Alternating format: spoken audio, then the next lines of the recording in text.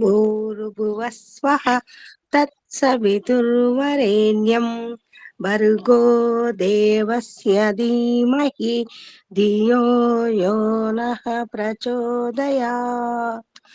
ఓం అసతో మా సద్గమయ తమసో మా జ్యోతిర్గమయ మృత్యోర్మా అమృతం గమయ.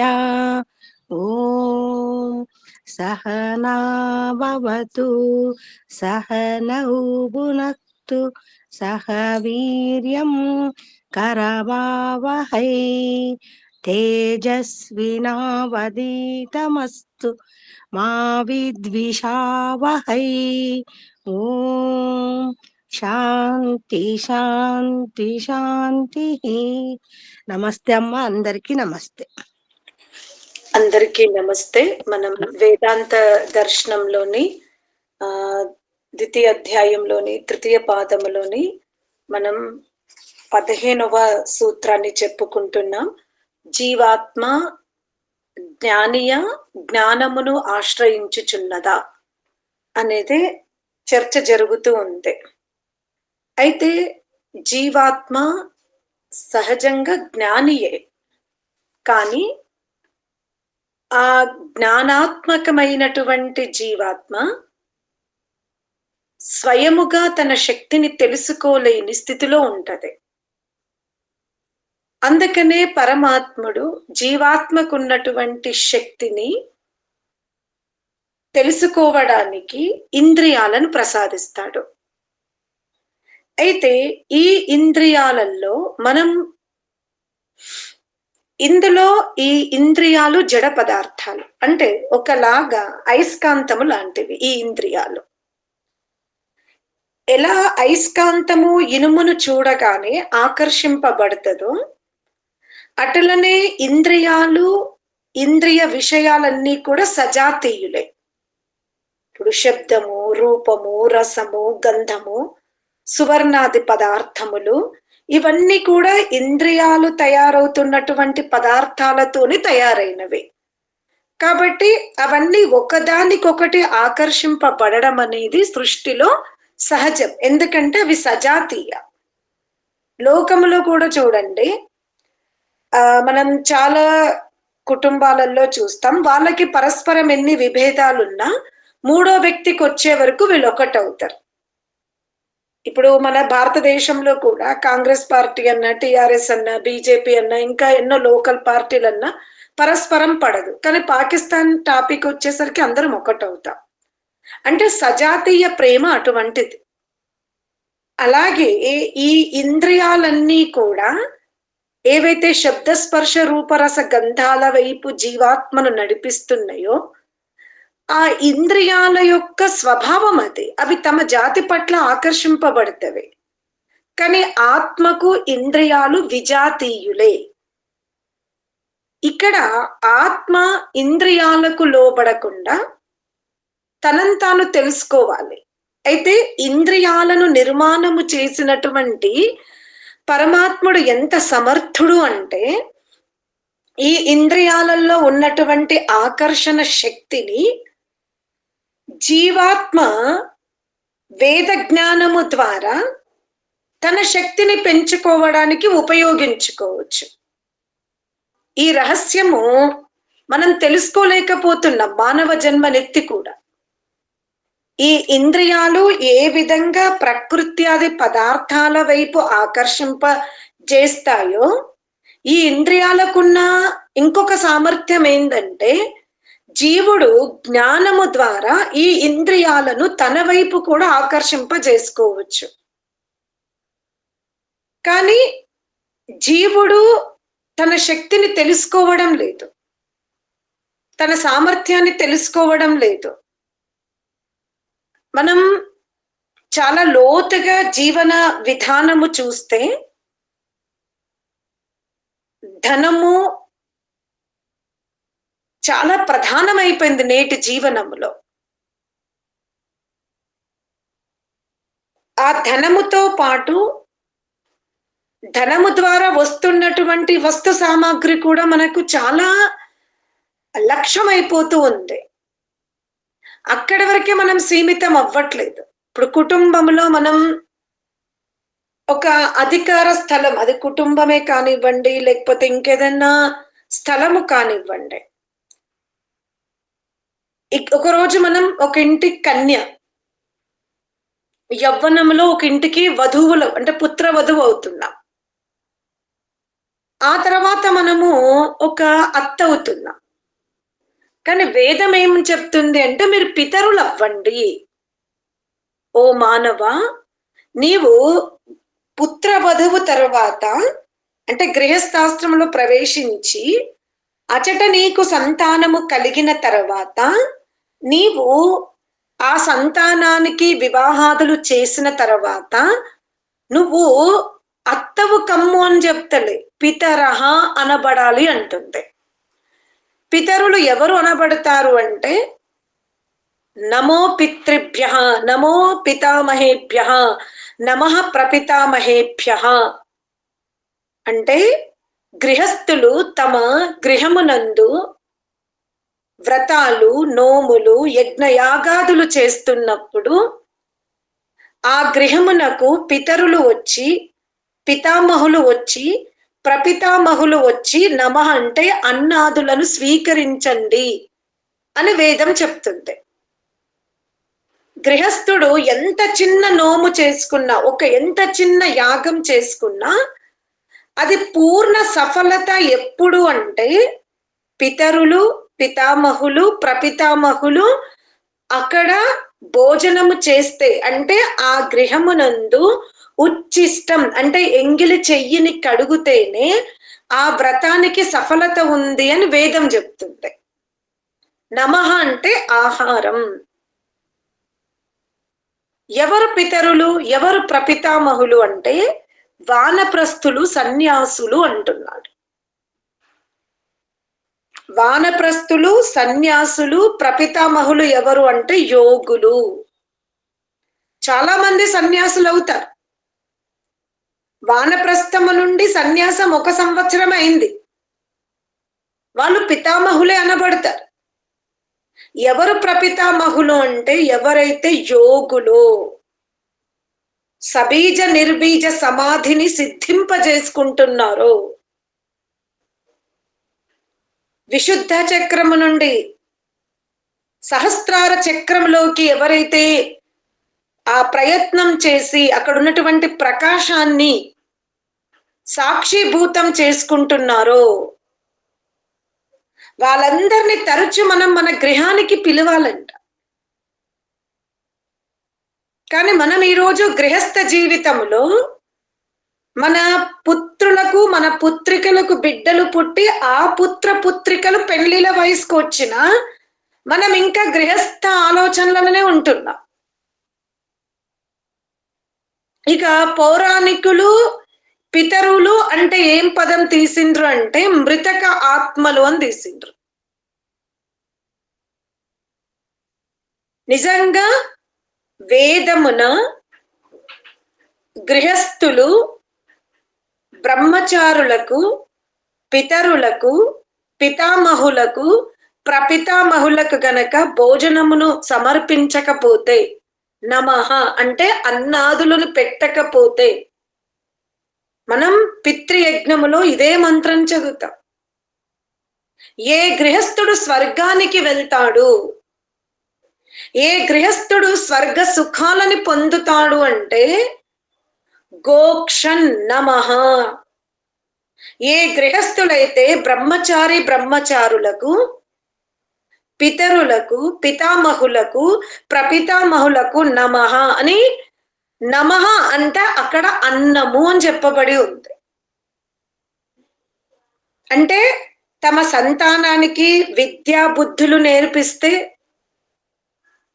అలాగే తమకు జన్మనిచ్చినటువంటి తల్లిదండ్రులు వానప్రస్థులుగా అంటే ఆధ్యాత్మిక జీవితం గడుపుతున్నటువంటి ఆ పితరులకు, వానప్రస్థమును బాగా ఒంట పట్టించుకొని సన్యాసం వైపు వెళ్ళినటువంటి పితామహులకు, సన్యాసములో సబీజ సమాధి నిర్బీజ సమాధి స్థితికి వెళ్ళినటువంటి ప్రపితామహులు మా గృహమునకు నిరంతరము ఒత్తురుగా కానుంది. మనము వేదములను వేదార్థములను సరిగ్గా అర్థం చేసుకో. ఒకవేళ గ్రామములో ఆశ్రమ వ్యవస్థ లేకపోతే కూడా గృహస్థుడు తన పితరులకు, తన పితామహులకు, ప్రపితామహులకు ప్రకోష్టముల యొక్క నిర్మాణము చెయ్యవలయును అని ఉంది. గృహస్థులు తమ విశాలమైన గృహాన్ని కట్టుకొని ఆ పితామహులకు, ప్రపితామహులకు, పితరులకు ఒక ప్రకోష్టములనిచ్చి ఒక భవంతిలో వీళ్ళు నలుగురు కలుస్తారు. కానీ పితరులు కానీ, పితామహులు కానీ, ప్రపితామహులు కానీ గృహస్థులు చేస్తున్నటువంటి పాకశాలలోకి వెళ్ళడానికి వీలు లేదు. అచట గృహస్థులే వెళ్ళాలి. వీళ్ళందరూ ఎక్కడ కలుస్తారు అంటే బ్రహ్మచారులు, పితరులు, పితామహులు, ప్రపితామహులు ఎక్కడ కలుస్తారంటే నమః. గృహస్థులు ఎక్కడైతే యజ్ఞం చేస్తున్నారో, గృహస్థులు ఎక్కడైతే సత్సంగం చేస్తున్నారో, గృహస్థులు ఎచట అయితే నమః అన్నమును ప్రసాదిస్తున్నారో అక్కడ వీరు ప్రసన్నముగా కూర్చొని కలిసి భుజిస్తారంట. ఎంత గొప్ప సంస్కృతి! అందుకని జీవాత్మకు ఇప్పటి వరకు జీవాత్మ యొక్క జ్ఞానం ఏమిటి, అసలు జీవాత్మ మానవ జన్మకు వచ్చిన తర్వాత చెయ్యవలసిందేంటి, తెలుసుకోవలసిందేంటి, మనకు తెలియని దుర్భాగ్య స్థితిలో మనం ఉన్నాం. కేవలం మరణ పర్యంతము ఎన్ని వస్త్రాలు కట్టుకున్నాం, ఎన్ని నగలు ధరించుకున్నాము, ఎన్ని శుభకార్యాలకు వెళ్ళినాము, ఇదే మనకు లక్ష్యంగా మారింది. కానీ ఆత్మ మన జీవితంలో లక్ష్యముగా లేదు. మన దినచర్యలో ఆరోగ్యం ఉన్నంత వరకు, శరీర అవయవాలన్నీ సహకరిస్తున్నంత వరకు కేవలం వయస్సులో మనం పితరులం అవుతున్నాం. కానీ ఆచరణలో మనం ఆ స్థాయికి ఎదగడం లేదు. అందుకని ఇక్కడ పరమాత్ముడు ఏమంటూ అందుకే మనందరికీ డౌట్, అసలు జీవాత్మకు జ్ఞానము ఉందా లేదా? అసలు జీవాత్మ స్వరూపమే చైతన్య స్వరూపం. మనము ఆత్మ, పరమాత్మ, ప్రకృతిని తీసుకున్నప్పుడు, నేను మీకు సత్యత ప్రకాశం చెప్పేటప్పుడు, ఋగ్వేదాది భాష్య భూమిక చెప్పేటప్పుడు చాలా సార్లు నేను మీ యొక్క దాన్ని ఏమంటారు, వర్షాకాలం పోయి దసరా అప్పుడు ఎలా మనం ఇంటిలో ఉన్న బూజులు దులుపుతామో అలా నేను ప్రతిసారి మీ బుద్ధికి ఉన్న బూజును దులపడానికి ప్రయత్నిస్తా. ప్రకృతి అక్షరం బ్రహ్మ అనబడుతుంది, జీవాత్మ అక్షరం బ్రహ్మ అనబడతాడు, పరమాత్ముడు కూడా అక్షరం బ్రహ్మనే. ప్రకృతి అక్షరం బ్రహ్మనే, అది క్షయము లేనిది బ్రహ్మ, అది కూడా మంచిది, అది కూడా గొప్పది, అది కూడా పెద్దదే, అది కూడా సూక్ష్మందే. ఆ తర్వాత జీవుడు కూడా బ్రహ్మనే, జీవుడు కూడా గురుస్థానములో ఉంటాడు, జీవుడు కూడా సూక్ష్ముడే, జీవుడు కూడా నాశనం లేనివాడు, పరమాత్ముడు కూడా అక్షర బ్రహ్మనే. మరి ఈ మూడు బ్రహ్మలు ఎక్కడ విభజింపబడుతున్నారు? ముగ్గురు అక్షర బ్రహ్మలే కదా. అంటే సత్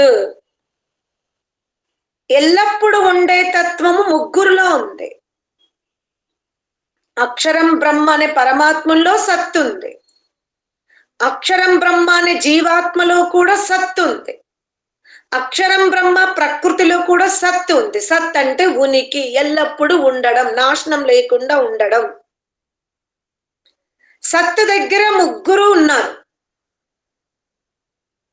మళ్ళీ రెండవ గుణం పట్టుకొచ్చాం, చిత్ అంటే చైతన్యం.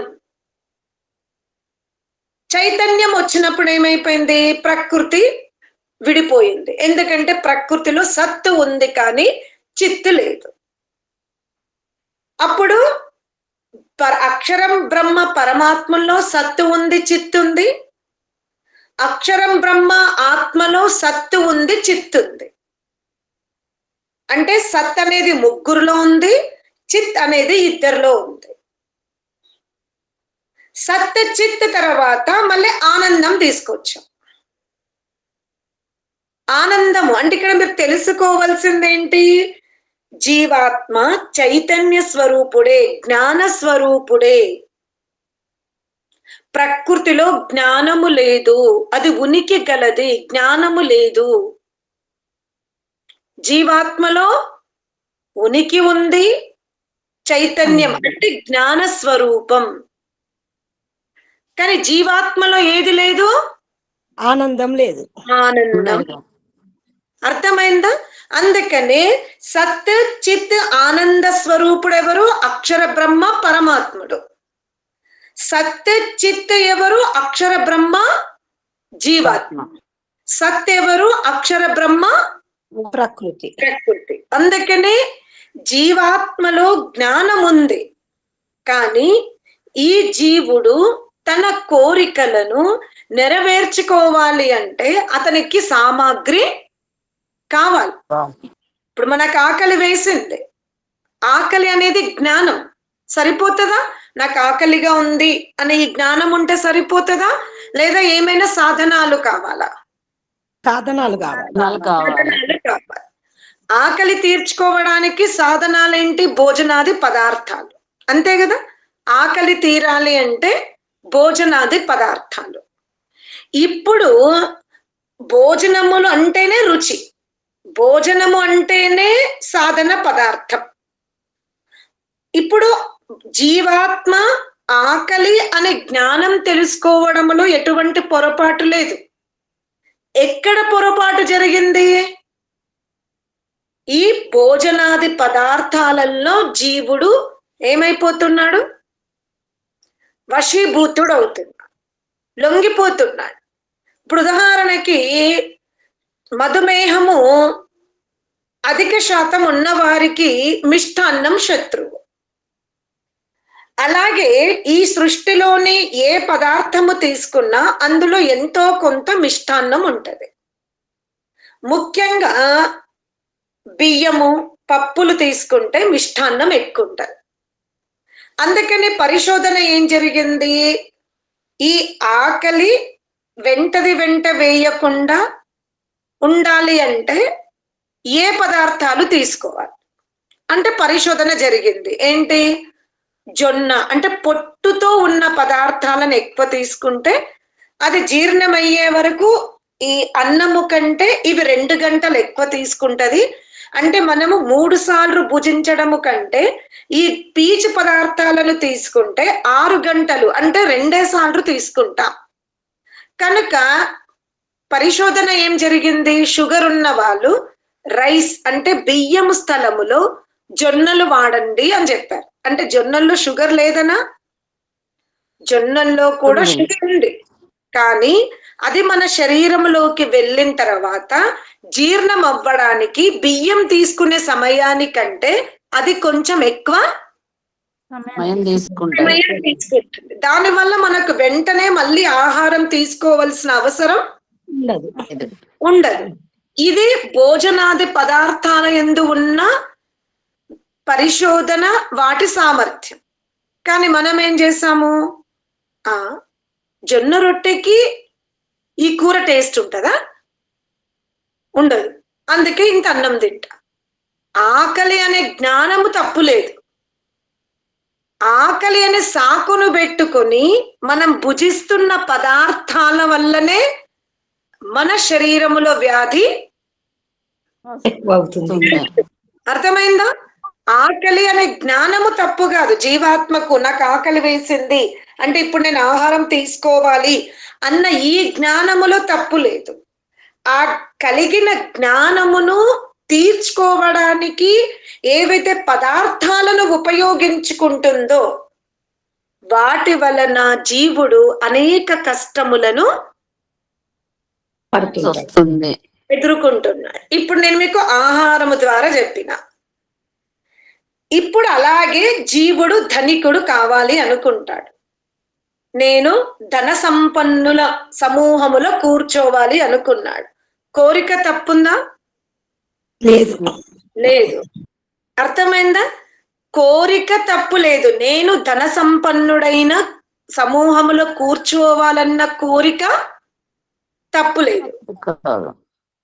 అలా ప్రయత్నము కూడా తప్పు కాదు. కోరిక తప్పు లేదు, ప్రయత్నము తప్పు లేదు. ఎన్నుకున్న మార్గము తప్పు. అర్థమైందా? కోరిక చెడు లేదు. ధనికుణ్ణి కావాలన్న చేస్తున్న ప్రయత్నములో తప్పు లేదు. కానీ ఎన్నుకున్న మార్గములో అనేక తప్పులు. అందుకే పరమాత్ముడు అంటాడు, నువ్వు నీ కోరికను తీర్చుకోవడంలో ఏదైతే శ్రమ చేస్తున్నావో అంతవరకు బాగానే ఉంది. ధనికుడైతే నీకేం కావాలి? ఏమొస్తుంది? నాకు హ్యాపీనెస్. అరే, నీ దగ్గర సంతోషం లేదు గనుకనే నువ్వు సంతోషం కోసం ధనం సంపాదించాలనుకుంటున్నావు. పరమాత్ముడు రెండు చెప్తున్నాడు. మీరు చాలా జాగ్రత్తగా మనం తెలుసుకోవాలి ఈ రహస్యాన్ని. నీ దగ్గర జ్ఞానం ఉంది, ఎల్లవేళలా ఉండగలిగే ఉనికి ఉంది, కానీ నీ దగ్గర ఆనందం లేదు. నీకు కావాల్సిందేంటి? ఆనందం. ఎందుకంటే ఏది మన దగ్గర లేదో దాన్నే మనం ఎక్కువ కోరుతాం. అది సహజమే కదా. ఇప్పుడు మన దగ్గర ఏదైనా ఒక రంగు ఉందనుకోండి, అదే షాప్కి వెళ్ళినా అది ఆ రంగు కలర్ చీరలు ఎన్నున్నా మనకి మనస్సు అంగీకరించదు. నా దగ్గర ఉంది కొన అని నియంత్రణలోకి వచ్చి, అబ్బా నేను ఇవాళ బట్టల షాప్కి వెళ్ళినా చీరలు కొనలేదు.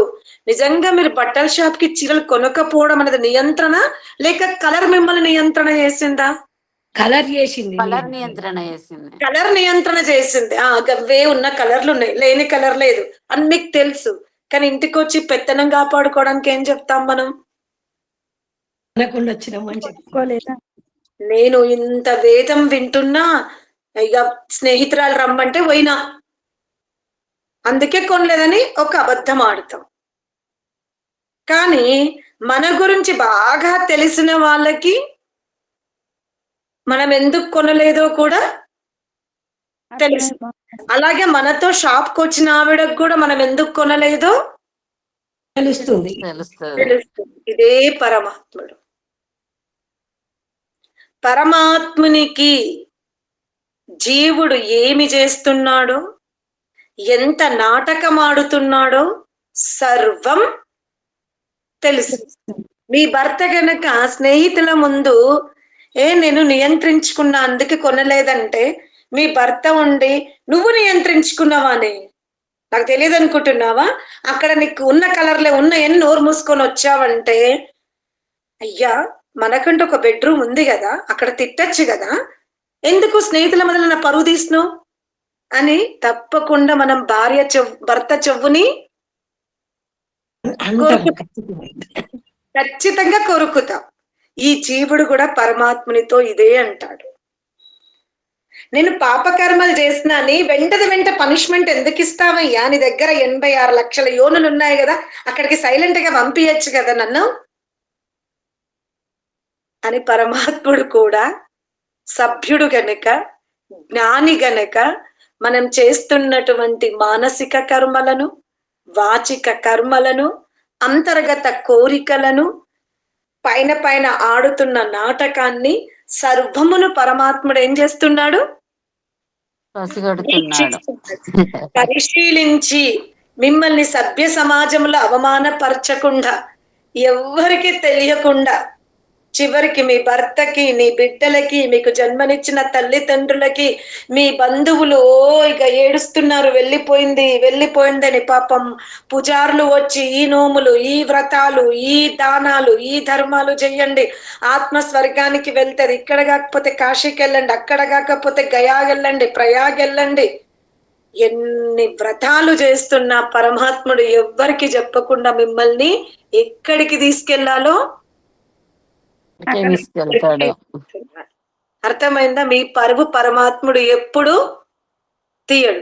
ఈ జీవుడు వెళ్ళిపోగానే ఆ శరీరంలో పరమాత్మ చైతన్య తత్వం ఉన్నప్పటికీ కూడా పరమాత్ముడు ఎక్కడా చెప్పట్లేదు మీరు ఎంత ఏడవండి, మీరు ఎంత దానాలు చెయ్యండి, మీరు ఎంత పిండ ప్రదానం పెట్టండి, నేను ఈ జీవుణ్ణి మాత్రం పశుయోనిలోకి పంపిస్తున్నా, ఈ జీవుని నేను వృక్ష యోనిలోకి పంపిస్తున్నా అని ఎక్కడ డిండోర పరమాత్ముడు కొట్టకుండా మన పరువుని అలాగే కాపాడుతూ, మన మర్యాదని అలాగే కాపాడుతూ, మనని ఎక్కడికి చేర్చాలో చేస్తున్నాడు. ఇప్పుడు మనం తెలుసుకోవాల్సిందేంటి? ఈ జీవాత్మ పరమాత్మ మధ్యలో జరుగుతున్న రహస్య వ్యాపారములో ఎవరు చెయ్యి పైన ఉండాలి చెప్పండి. జీవాత్మ పరమాత్మ మధ్యలో జరుగుతున్న రహస్య వ్యాపారములో లేన్దేన్లో ఎవరి చెయ్యి పైన ఉంటే బాగుంటది? జీవాత్మదే ఉండాలి. చెయ్యే పైన ఉండాలి. అట్లా అంతే. ఈ ప్రపంచము నేను వెళ్ళిపోయిన తర్వాత నన్ను తిరస్కరించి నా శరీరాన్ని భస్మం చెయ్యకపోయినా నాకేమి నష్టం లేదు. దాన్ని పశువులో, చీమలో, కుక్కలో ఎండిపోయి అది ఎరువన్న అవుతుంది, నాకు దాని గురించి చింత లేదు. కానీ నీకు నాకు జరుగుతున్న రహస్యములో నేను ధైర్యంగా నిలబడుతున్నా, నేను మనస్సుతో కూడా ఎటువంటి నాటకాలు ఆడతలేను అన్న శుద్ధ స్వరూపము అవ్వడమే జీవాత్మ యొక్క లక్ష్యం. అందుకనే జీవుడు జ్ఞాని. మనము అంత్యేష్టి మంత్రాలు చదివేటప్పుడు కూడా ఒక్కొక్క మంత్రములో ఎలా అంటే, ఇప్పుడు ఈ సృష్టి రహస్యములో మాతాపితరులు సంతానం కావాలి అనుకున్నప్పుడు, మాతాపితరులు సంతానం కావాలనుకున్నప్పుడు ఎవరు ప్రార్థన చేస్తున్నారు? తల్లిదండ్రులు ప్రార్థన చేస్తున్నారు. ఏమని? హే పరమాత్మన్, మా వంశంలోకి వస్తున్నటువంటి ఆత్మ ఇది లోకంలో మనమంతా ఆడబిడ్డ పుట్టాలి, మగబిడ్డ పుట్టాలి, ఆడబిడ్డ పుట్టిన సంతతి కాదు, మగ పిల్లవాడు పుడితేనే వంశం, ఇదంతా మనం పెట్టుకున్న వ్యవస్థ. కానీ పరమాత్మని యొక్క వ్యవస్థలో ఈ తల్లిదండ్రులు నిజంగా ఎటువంటి ఆత్మని కోరుతున్నారు అంటే సమర్థవంతమైన ఆత్మ. ఎందుకంటే ఆత్మ తనెంబడ కొన్ని రహస్య సంపత్తులని తెచ్చుకుంటుంది. ఆ రహస్య సంపత్తులే బుద్ధి, మనస్సు. ఆ బుద్ధిలో, మనస్సులో ఎన్ని కుతంత్రాలున్నాయో, ఎన్ని సుతంత్రాలున్నాయో తల్లిదండ్రులకు కూడా ఎప్పుడు కనబడవు. కనబడ్డాయో చెప్పండి. మీ బిడ్డల్లో ఉన్నటువంటి కుతంత్రాలు, మీ బిడ్డల్లో ఉన్నటువంటి సుతంత్రాలు మీరు పుట్టగానే ఎవరైనా చూసారా? తెలియదమ్మా, చూడలేదు. అందుకనే పరమాత్మునితో మనం గర్భాధానము నుండి మొదలుకొని, గర్భాధానం కాదు వివాహము నుండి మొదలుకొని, వివాహములో కూడా ఏం కోరుకుంటున్నాం? పాషాన్. మేమిరువురము కలిసి ఎంతటి ఐశ్వర్యవంతులం అవ్వాలి అంటే అసలు మేము రుణ విముక్తులం. పాషాన్. ఏ కారణాల వల్ల ఈ పంజరములో బంధింపబడ్డామో, దేహం అనే పంజరములో బంధింపబడ్డామో, హే పరమాత్మన్, మేమిరువురము ఒకరికి ఒకరం తోడయ్యి ఈ సర్వ పాశములను మేము కత్తిరించుకుందుముగాక అనంటారు.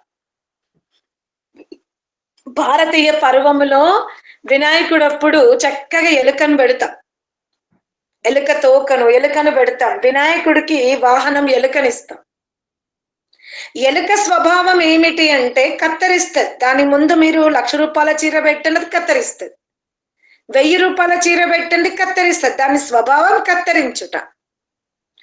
అటులనే గృహస్థులు కూడా భార్యాభర్తలు అంటున్నారు, మేము ఈ పంజరములో మూషికల వలె ఉందుముగాక. అనగా మేము ఎన్నో జన్మల నుండి ఏవైతే కర్మలు చేసి ఈ పంజరములో బంధింపబడ్డామో అవి ఇరువురము జ్ఞానముతో, కర్మలతో, స్వభావముతో ఒకరిని ఒకరం విధేయులమై సమర్పించుకొని మేము ఉత్తమ సంతానము ద్వారానో, యజ్ఞ యాగాదుల ద్వారానో, తల్లిదండ్రులకు, పితరులకు, ప్రపితామహులకు మేము అన్నాదులను ప్రసాదించో, బలివేశ్వ దేవ యజ్ఞము, పితృయజ్ఞము, అతిథి యజ్ఞము, బ్రహ్మ యజ్ఞం, ఇలాంటి యజ్ఞాలు చేసి మేమిరువురము పాశములను కత్తరించుకుందుముగా కానీ మనం గృహస్థ జీవితంలో ప్రతిజ్ఞ చేసుకుంటున్నాం. ఆ ప్రతిజ్ఞ మొదలుకొని గర్భాధానానికి వస్తాం. లేట్ అయితే అన్నం ఆ పెట్టుకుంటున్నాను. గర్భోధానానికి వచ్చి ఆ తర్వాత మనం ఏం చేస్తున్నాము? పుంసవనం. ఏ పరమాత్మన్ కైవల్య ప్రాప్తికి సాధనమే ఈ జీవిత శరీరం, అంటే యాత్ర, రథం ఇది. ఈ రథము గనక దృఢమైన చక్రాలతో లేకపోతే, దీనికి కట్టిన గుర్రాలు మంచిగా ఎగరలేకపోతే, ఎత్తు స్థలం వచ్చినప్పుడు దుంకలేకపోతే నా రథం సుజావుగా సాగిపోదు. ఎందుకంటే రథము ఎత్తులో నడవాలి, డౌన్ లో నడవాలి, మధ్యస్థంగా నడవాలి. కాబట్టి ఈ రథానికి కట్టిన గుర్రాలు అవి కూడా చాలా సురక్షితంగా, స్ట్రాంగ్ గా, తీవ్రంగా, చైతన్యంగా ఉండాలి. ఆ రథ చక్రాలు, రథం మీద ఉన్న గోపురము, గుర్రాలు, తర్వాత ఆ గుర్రాలకు కడుతున్న పగ్గం ఏదైతే మనస్సు ఉందో అది ఇంకా దృఢముగా ఉండాలి, చాలా తీవ్ర వేగవంతముగా ఉండాలి. ఆ పగ్గమును పట్టుకునే బుద్ధి ఉందే అదైతే ఇంకా అంటే సుబుద్ధిగా ఉండాలి. అప్పుడు కదా నేను ఈ రథములో చక్కగా మోక్షానికి రాగలుగుతాను, విఘ్నము కలుగదు అని తల్లిదండ్రులు తమ బిడ్డల కొరకు పరమాత్మునితో ఇంత అందమైన రథము కావాలని పుంసవనం, అంటే స్త్రీకి మాసిక ధర్మం ఆగిపోయి ఆమె శరీరములో విభిన్న లక్షణాలు కనబడుతున్నవి. అంతకుముందు నిద్రపోయేది కాదు, ఇప్పుడు నిద్రపోవడం. అంతకుముందు ఆహారం రుచించేది, ఇప్పుడు రుచించకపోవడం. అంతకుముందు శక్తిశాలిగా కనబడేది, ఇప్పుడు నీరసించిపోవడం. ఈ లక్షణాల ద్వారా మనం ఏం తెలుసుకున్నామంటే, అరే నెల ఆగిపోయింది, నూతన వధూవరులు ఉన్నారు అంటే గర్భం నిలుస్తుందేమో అని. ఇక గర్భం నిలిచిందేమో, అందుకే ఈ లక్షణాలు ఇలా ఉన్నవి అని. గర్భము నిలిచింది అని 2వ మాసికము నుండి మనము 3వ మాసికం సంపూర్ణమయ్యే వరకు పరమాత్మునితో రథము గురించి ప్రార్థన చేస్తాం. అందుకనే ఆ రథము, ఆ గుర్రాలు, ఆ ఇంద్రియాలు, ఆ మనస్సు అన్ని స్ట్రాంగ్ గా ఉండాలి అంటే భూమండలములో ఏదైతే దివ్య ఔషధం ఉందో, తిప్పతీగ, మర్రి ఊడలు, వాటిని పట్టుకొచ్చి ఆహార రూపంలో ఇస్తే వాంతులవుతాయని, అందుకనే ఆమె పడుకున్నటువంటి, ఎక్కడ తల పెట్టుకొని పడుకుంటదో ఆ దిశకి, ఆ తలదిండు వైపు తిప్పతీగ దంచి దాని స్మెల్ వచ్చేలాగా మర్రి ఊడల్ని కూడా నీళ్ళలో నానబెట్టి పీల్చుకో అమ్మా, ఇది పీల్చుకో. ఎందుకు? శరీరం అనే రథం సుదృఢంగా ఉండాలి అంటే మనం దేవుడికి అవకాశం ఇయ్యొద్దు. ఈ భూమండలములో ఈ 2 ఔషధాలు ఉన్నవి, తిప్పతీగ, మర్రి ఊడలు, నువ్వు వీటిని డైరెక్ట్ గా నమలలేవు కనుక ఇలా దంచి ఆ రసమును ఆమె పడుకున్నటువంటి గదిలో వాయువులో కలిసేలాగా వ్యవస్థ చేస్తాం. లేదా కొంచెం నడవగలుగుతుంది అంటే రాగి చెట్టు కిందికో, ఆ తిప్పతీగ యొక్క చెట్టు దగ్గరికి వెళ్ళి కాసేపు ఉండమ్మా అని చెప్తాం. అంటే ఇలా ఆమెకు ఈ తిప్పతీగ, మర్రి ఊడల ద్వారా శరీరము చాలా సుదృఢంగా అవ్వడానికి మనం అక్కడ ప్రయత్నం చేస్తున్నాం. తర్వాత సీమంతం వచ్చే వరకు బుద్ధి వస్తుంది. రథం ఏర్పడిన తర్వాత కదా, ముందు 2 చక్రాలు, గోపురము ఏర్పడినాక ముందుకున్న గుర్రాలు వచ్చినాక ఆ గుర్రాలని కట్టడానికి మనస్సు, బుద్ధి వస్తుంది. మనస్సు, బుద్ధి ముందు చాలా మంది అడుగుతారు, ఎవరు ముందు కూర్చుంటారంటే ముందు సారథి వస్తాడు. సారథి గుర్రాలని, పగ్గాలని పట్టుకున్నాక, గుర్రాలు యాక్టివ్ అయినాక, రథ చక్రాలన్నీ మంచిగా అయినాక అప్పుడు కదా రాజు వస్తాడు. అలా శరీరంలోకి జీవుడనే రాజు వస్తాడు. ఆ రాజు వచ్చే వరకు రథము చాలా అందముగా, మెరుస్తూ, దృఢముగా, ఎత్తువంపుల్ని తట్టుకునే శక్తిగా ఆ రథం ఉంది గనక అక్కడ వచ్చి ఆత్మ కూర్చుంది. అందుకనే శ్రీమంతములో అందరూ వచ్చేసారు. ఆత్మ, శరీరము, మనస్సు, బుద్ధి అన్ని పాకమైపోయినాయి అని మనమందరము వెళ్ళి ఈ రథమునందు ఏ జీవుడైతే కూర్చున్నాడో అతని యొక్క ప్రయత్నమంతా కర్మ వైపు ఉండునుగాక, సుకర్మలే చేయునుగాక, చక్కటి జ్ఞానమును వృద్ధి చేసుకొనుగాక అని ప్రార్థిస్తాం. ఇలా తల్లిదండ్రులు తమ కుటుంబములోకి నూతనముగా వస్తున్న అతిథుల గురించి, అంటే అతిథి అయిన ఆత్మల గురించి వివాహము నుండి శ్రీమంతం వరకు ప్రయత్నం చేస్తున్నారు. ఇదే అంత్యేష్టిలో బంధువులందరూ కూడా నిలబడి, అంటే శ్రీమంతములో తల్లిదండ్రులు చేస్తే అంత్యేష్టినందు తల్లిదండ్రులకి పుత్రుడు చెయ్యాలి, పుత్రిక చెయ్యాలి, బంధువులు చెయ్యాలి అంత్యేష్టిని. అది చాలా సౌభాగ్యం. ఎచ్చటైతే గర్భాధానము, పుంసవనము, సీమంతము తల్లిదండ్రులు చేసిండ్రో, ఇప్పుడు ఆ ఆత్మ చేయించుకున్నటువంటి తల్లిదండ్రుల ద్వారా శ్మశాన వాటికలో నిలబడి తనకు జీవనం ఇచ్చినటువంటి తల్లిదండ్రులు దేహాన్ని వదిలేసి వెళ్ళిపోతే వాళ్ళ గురించి ఇక్కడ ఈ పుత్ర పుత్రిక శేషువులు అంటే బంధువులు ఏమని ప్రార్థిస్తున్నారు అంటే, హే పరమాత్మన్, మానవ జన్మైతే ఎత్తడానికి, కానీ ఇతను అర్థకామాల కొరకే జీవించి ఉంటే, ఇతను మరణ పర్యంతము అర్థకామాల కొరకు జీవించి ఉంటే, మేమందరము కలిసి ప్రార్థిస్తున్నాము ఇతను ఇంకొక జన్మలోకి వెళ్ళి ధర్మార్థకామ మోక్షములను సాధించుకొనుగాక. ఒకవేళ వెళ్ళిపోయిన ఆత్మ ధర్మార్థకామ మోక్షముల కొరకు ప్రయత్నించి ఉంటే, హే పరమాత్మన్ అవసృజ్య పునరగ్నే పితృభ్యః, ఏ కారణం వల్లైతే మోక్షం ఆగిపోయింది, ధర్మాత్ముడు ధర్మానుకూలంగానే ధనము సంపాదించాడు, ఆ అట్టి ధనముతోనే కోరికలు తీర్చుకున్నాడు, ఇప్పుడిప్పుడే వానప్రస్థ సన్యాసం వైపు వెళ్తున్నప్పుడు శరీర అవయవాలన్నీ కూడా అతనికి సహకరించక స్థూల దేహాన్ని వదిలేసి వెళ్ళిపోయాడు. అందుకనే హే పరమాత్మన్, పునర్జన్మని ప్రసాదించేటప్పుడు కైవల్యాన్ని ప్రాప్తింపజేయు. ఏం కోరుకుంటున్నా? హే పరమాత్మన్, నీవు ఎలా మోక్షము నుండి వస్తున్నటువంటి ఆత్మలున్నాయో, మోక్షము నుండి వస్తున్న ఆత్మల మార్గములో మమ్మల్ని పైకి నడిపించు. అంటే ఆవాగమనం, ఒకవైపు నుండి ఆత్మలు మోక్షము నుండి కిందికి వస్తున్నాయి, మేము మోక్షం వైపు వెళ్దుము కాక.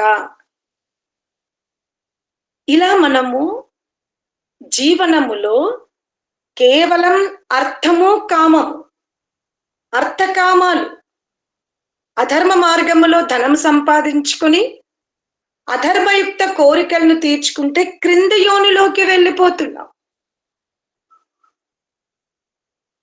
అందుకనే ఆత్మ ఐంద్రిక అంటే ఇంద్రియాల ద్వారా తన మరుగున పడి ఉన్న జ్ఞానాన్ని వృద్ధి చేసుకొని జ్ఞాన సంపన్నమైన జీవితం గడపాలి. మనం కేవలము అత్తల వరకు, ఇంటి పెత్తనం వరకు ఆగకుండా గృహస్థులమయ్యామా, సంతానాన్ని ప్రయోజకులను చేసిన తర్వాత ఇక్కడ ఎలా ప్రయోజనము అనేది మనం లక్ష్యం సాధించామో అలాగే మనము పితరులము కావాలి, పితామహులము కావాలి, ప్రపితామహులము కావాలి. మనకు భోజనము పెట్టేటప్పుడు గృహస్థులు చాలా ప్రసన్నంగా పెట్టగలిగారు. మనకి వస్త్రాలు ఇచ్చేటప్పుడు, మనకు విశ్రాంతి గదిని ప్రసాదించేటప్పుడు ఈ గృహస్థులు చాలా ప్రసన్నంగా ఉండాలి. బరువు అనుకోకూడదు, బాధ్యత అనుకోకూడదు, ప్రసన్నముగా ఉండాలి. అందుకనే హే పరమాత్మన్, మాలో ఈ ధన వృద్ధినే కాదు జ్ఞాన వృద్ధిని వికసింపజేయు అని కోరుతూ నేను మీకు పదే పదే చెప్తున్నాను, ధ్యానము ఎందుకు చెయ్యాలి? ఈ ధ్యానము వలన మనం నిరంతరము గనక ప్రయత్నం చేస్తే, అభ్యాసం చేస్తే మనం జన్మతో యోగులము కాకపోవచ్చు, జన్మతః మనము ఒక మోక్ష మార్గంలో ఉన్నటువంటి తల్లిదండ్రుల కడుపులో పుట్టకపోవచ్చు, జన్మతః బాల్య దశలోనే మనకు యోగమును చేసే స్నేహితులు లభించకపోవచ్చు. కానీ ఈరోజు మనకు యోగము తెలుసు, ధ్యానము తెలుసు. అందుకని ఈ విజ్ఞానమును పెంచుకొని ఈ విశుద్ధ చక్రము నుండి సహస్రార చక్రములోకి వెళ్ళి అక్కడ ఏదైతే రసం ప్రవహిస్తుందో, ఏదైతే ఆ రసం పేరే ఆనంద రసం. ఇక్కడ ప్రాణ, అపాన, వ్యాన, ఉదాన, సమాన ప్రాణ శక్తులు ప్రవహిస్తున్న దగ్గర ఉన్నటువంటి సుఖము కంటే ఈ విశుద్ధ చక్రములో ఉన్న సుఖం గొప్పది. కానీ ఎప్పుడైతే మనం ఈ విశుద్ధ చక్రము నుండి సహస్రార, దీన్ని మనం ఆజ్ఞా చక్రం అంట, ఈ ఆజ్ఞా చక్రము నుండి సహస్రార చక్రంలోకి వెళ్ళగలిగితే అక్కడ ఏదైతే రసం ఉందో ఆ రసం, దాని నామమే ఆనంద రసం. అది అక్కడ తప్ప ఆ మస్తిష్క భాగమున గల గూటిలో తప్ప అది శరీరములోనే ప్రవహించదు. కేవలం అక్కడ ప్రవహిస్తుంది. అక్కడేనే, అక్కడికెళ్ళే జీవుడు ఆ రసాన్ని తాగగలుగుతాడు. ఆ అవకాశం మానవ జన్మకి మాత్రమే ఉంది. మీ ప్రారబ్ధములో ధనము లేకపోవచ్చు, మీ ప్రారబ్ధములో ఎటువంటి లౌకిక సుఖాలు లేకపోవచ్చు, కానీ మీ ప్రారబ్ధములో సహస్రార చక్రమున ప్రవేశించి రసము తాగే భాగ్యమైతే ఉంది. అందుకని మానవ జన్మ ఎత్తిన తర్వాత వివిధ ఐశ్వర్యాల కోసం చేసే ప్రయత్నములో ఎన్ని ఒడిదొడుకులుంటాయో వాటన్నింటిని కూడా సహించి ఎదుర్కొని మనం మస్తిష్క భాగమున గల ప్రవహిస్తున్నటువంటి ఆ రసాన్ని తాగగలిగితే అప్పుడు మనం సత్ చిత్త ఆనంద రసులమవుతాం. ఏకో బ్రహ్మ, ఆ బ్రహ్మ స్వరూపాన్ని ఆస్వాదించిన వాళ్ళమవుతాం. దాని కొరకు నిరంతరం ప్రయత్నం ఉండాలి, అభ్యాసం ఉండాలి. నెమ్మది నెమ్మదిగా మెట్టెక్కే ప్రయత్నం చెయ్యాలని కోరుతూ సెలవు తీసుకుంటున్నా. ఓం శాంతి శాంతి శాంతి.